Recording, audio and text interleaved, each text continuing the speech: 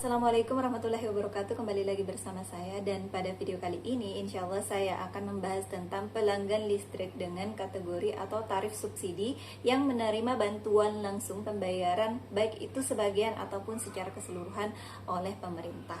Nah, apa saja itu akan saya jelaskan lebih singkat dan pastinya lebih mudah dipahami pada video kali ini. Nah, jadi yang pertama itu adalah penjelasan listrik subsidi. Listrik subsidi adalah bantuan dari pemerintah langsung atau pembayaran yang hanya akan dibayarkan listriknya itu sebagian dari harga normal pembayaran listrik untuk kategori subsidi ya teman-teman. Jadi kalau misalkan untuk golongan tarifnya itu ada beberapa. Yang pertama itu adalah R1 dengan tarif atau daya R1 450 dan juga tarif R1 900. Jadi kalau misalkan untuk R1 900 itu sebenarnya ada dua ya, karena ada yang non subsidi dengan ada yang subsidi. Kalau misalkan untuk membedakan R1 900 dengan R1 M900 itu yang subsidi ataupun non subsidi itu gampang aja ya teman-teman. Kita cukup untuk ngecek struk pembayar listrik kita atau pembelian token listrik kita dengan mengecek apakah termasuk dalam kategori R1 900 atau R1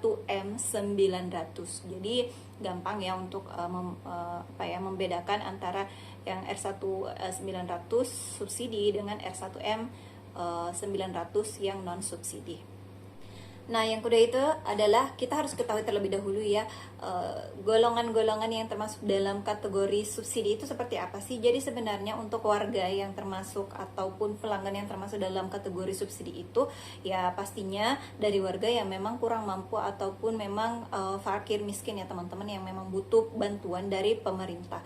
Jadi itu biasanya akan terdaftar di DTKS. Jadi DTKS itu adalah data terpadu kesejahteraan sosial. Nah, bagaimana kalau ternyata ada warga atau masyarakat ataupun pelanggan yang seharusnya termasuk dalam golongan tarif subsidi atau penerima bantuan subsidi tapi tidak terdaftar di PLN? Itu sebenarnya nggak bisa langsung diselesaikan di PLN ya teman-teman, karena tugas dan tanggung jawabnya itu langsung laporkan ataupun mungkin teman-teman bisa mengajukan secara mandiri di kantor desa ataupun kantor kelurahan terdekat, karena di situ akan didata ataupun dilakukan musyawarah, kemudian mungkin akan dibuatkan data, lalu akan diverifikasi dan divalidasi oleh petugas dinas sosial langsung ya. Jadi kalau misalkan untuk pendataan warga yang baik itu penerima subsidi ataupun yang non subsidi itu biasanya akan selalu dilakukan oleh petugas dinas sosial ya teman-teman, atau dinsos.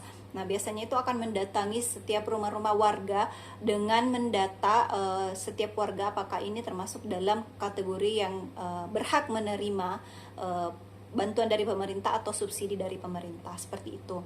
Nah, kalau misalkan untuk mendaftar itu ada juga di Play Store, kita bisa unduh aplikasinya itu namanya adalah Cek Bansos kalau nggak salah.